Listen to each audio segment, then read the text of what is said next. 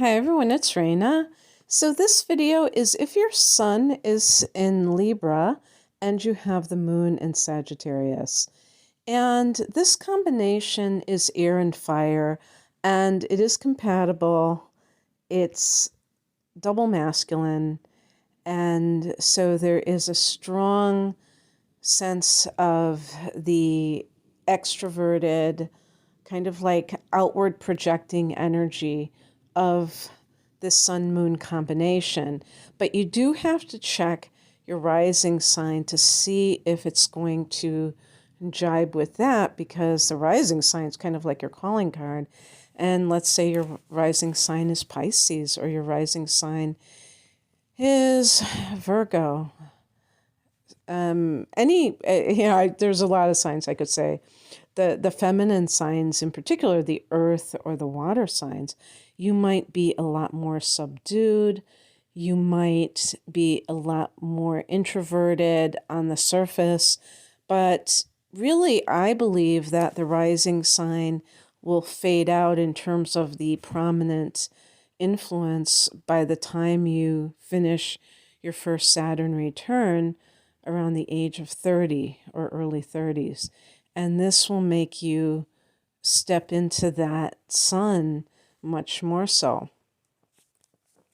But either way, you can be a lively combination. And if your sun and moon are within a certain degree span, this will form a sextile, which, like I said earlier, is a friendly angle, or it's harmonious. And even if it doesn't officially form a sextile, it still will be harmonious from the standpoint of the elements involved. Air is the intellect, and it is the mind dominating.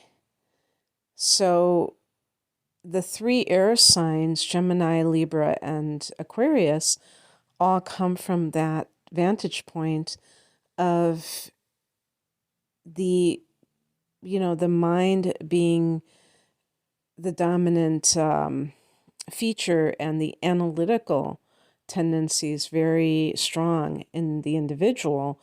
And this can affect the type of work that the person gravitates towards as a Libra individual, because these are the communicators, the air signs.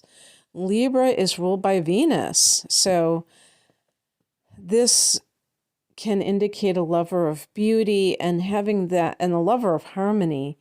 And so the Libra personality type or template is the kind of individual that favors negotiation, collaboration. Libra rules the seventh house. That is the house of committed partnerships. So there's a strong element within the sign of Libra towards diplomacy and harmony in relationships, and also wanting romantic partnerships. And you might say, well, who doesn't want a romantic partnership? Well, there are some signs that are not quite as into that.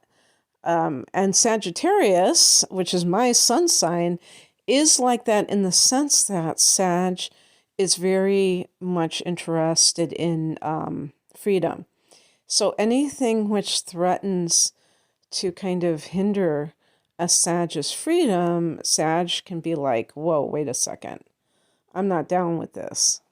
And that can, pose a quandary for Sag because, well, with this combination, I should say, because your sun sign is your aspirational self. So we typically think of careers with our aspirations, but even our relationships can fall into this category because our relationships are goals that we have. People aren't just interested in their career. Some people want to fall in love, or they want to have a family.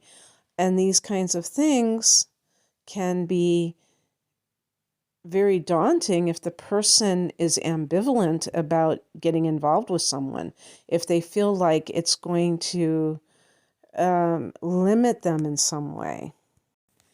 Because your moon is in Sagittarius, this is your emotional nature, so this really emphasizes emotional freedom. And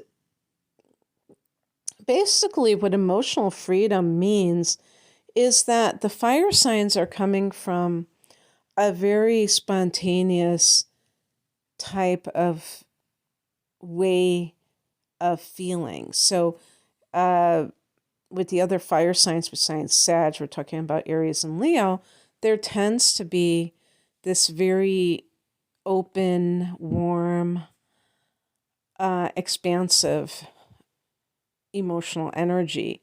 And because of that, it's like not constrictive or restrictive. It doesn't seek to kind of hold itself in. And it wants to love in that way. It wants to care about people in that way. And where that kind of clashes sometimes in relationships is that sometimes, and unfortunately, too many times, relationships come with these set of demands. You know, you have to love me this way. And some people are very possessive in relationships. And for Sag, this is very uncomfortable. So Sagittarius, as all fire signs, may rebel against those kinds of restrictions or demands from other people. And that can lead to a conflict in certain relationships where it might be kind of an innocent misunderstanding. Sometimes in certain relationships, and even this can even be friendships, the two parties simply don't understand what makes the other person tick, and so they misinterpret that person's reaction as being something that it really isn't, something negative that it really isn't. But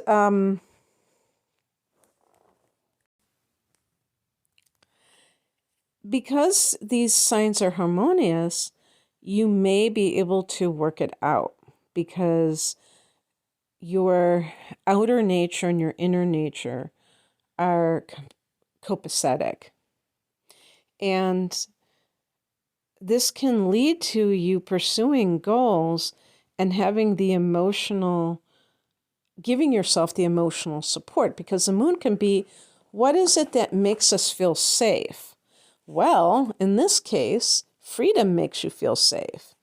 And why that's so important is that you will pursue any kind of career that allows you to have freedom of expression, maybe freedom of movement, and your sun will align with that. What types of professions does this combination favor? Well, I wouldn't really look at the moon sign per se, like in general for career aspirations, but I will say that I think that the law is a no-brainer. A lot of Libra people are interested in the law. Whether or not they ultimately work in that field, eventually might be a different story, but they may study the law. And this is because Libra rules the seventh house, and part of the seventh house are legal affairs. And the ninth house that Sagittarius rules is law itself. At least that's my understanding. I was actually quite surprised to learn that the ninth house had anything to do with the law. And I've heard some astrologers really reference the ninth house with transits, whereas I do not when I do those types of predictive readings. I always look at the seventh house for anything legal related. But the ninth house, to me, if a person has in their natal chart has, for instance, the sun here or some other, maybe Mars, they may be, or maybe Saturn here, they may have a interest in the law as a career, and that could be something that they pursue at some point. I will say that one career that I feel that the moon could really play a role in is something in the creative arts. And this combination, I believe, would support the creative arts in particular because all the fire signs are naturally creative and they can be performers. They have that. I mean, obviously any sign can be a performer, but in particular, because of that extroverted energy and the fire element, that enthusiasm that, when you watch performers, they tend to kind of exude that. This is a natural for Sagittarius. And then when you talk about the moon, the creative force, I'm sorry, even as the moon, that could be Sagittarius is the moon in this reading, but that can be the creative force, and that kind of produces emotionally that enthusiasm that they're conveying towards the public. But with the sun in Libra, there is a love of all things artistic and just the conveyor of beauty and harmony and all the just beautiful things in life that the arts exemplify. In terms of love, well, I've already touched on it, but I think that you should look at your Venus and Mars because those are in particular connected to relationship situations. Just thinking about it, what if your Venus is also in Libra? That tilts the balance or tips the balance to somebody who really favors relationship. Like it really seals the deal in terms of that. If you're Libra, if your Venus is in Scorpio, this can, create a little bit of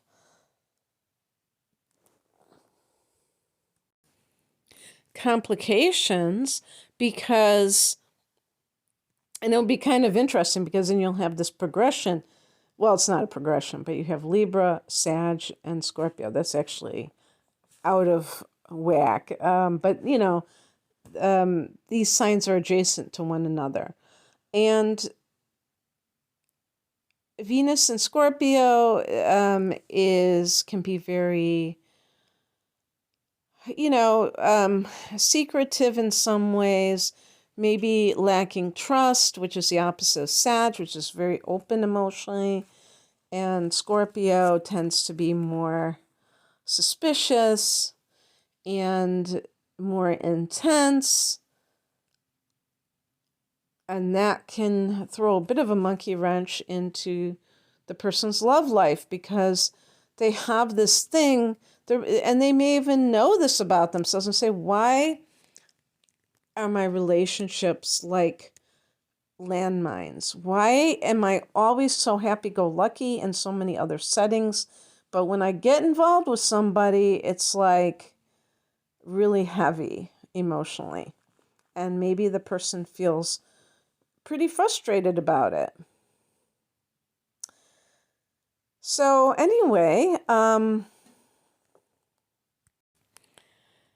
the if your Venus is in Sagittarius, that really gives you an adventurous nature. I think that would be so great for some of you Libra people, because then, you can relax into a relationship. Because I think a lot of Libra people, in general, if you isolate the influence of Libra, they want to put a ring on it. They want to kind of have this person as a committed relationship. And when you have the moon in Sagittarius, there's always this desire for an exit door where you know that you can always leave, that you're not um, like forced to be with someone. Because, in truth, we have to embrace this idea of freedom. We don't have a choice. I mean, we don't own anyone. So how can we claim ownership, or how can we even submit to that type of arrangement? It doesn't make any sense. Of course, I'm a sun in Sagittarius, so obviously you might think I'm kind of biased, but I mean, it's true though. We don't own anyone. Even if you get legally married, you sign a document, you buy a ring, you still can't guarantee that other person is going to stay with you forever, be faithful to you. And you can't guarantee that you will not want to alter the relationship at some point. And that's not being fickle, that's being pragmatic and realistic. Some relationships do not grow at the same rate. Each person may not be doing their work. And so they're not growing as a couple. That's okay. We still will learn from that other person regardless. So these are things that you may have to grapple with, but if you can find that individual that gives you a long leash and that you feel comfortable, like, again, looking at your other influences, if you have like a possessive tendency, Libra, to be possessive, look to your Venus and Mars. One or both could be in Scorpio, and then you might say, aha, now I see why my relationships have been fraught with this kind of uncomfortable intensity that I don't generally possess in other areas of my life and my other types of relationships. But it really comes out in my romantic committed partnerships. Or if you find as a Libra that you don't really feel that you resemble your sun sign because you always are like so freedom loving, maybe you have Venus in Sagittarius, and you're very freewheeling, and you want your relationship to feel spacious, and commitment to you isn't something that you are really comfortable with, maybe until middle age in some cases.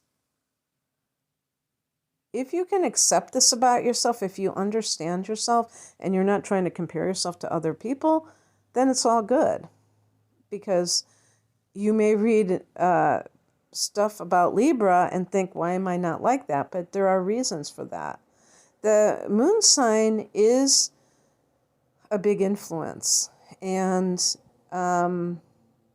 even when there's harmony between these two signs, there still can be this, I don't want to call it like a contradiction, but it sort of is, where a part of you wants to be in a committed relationship and a part of you wants total freedom.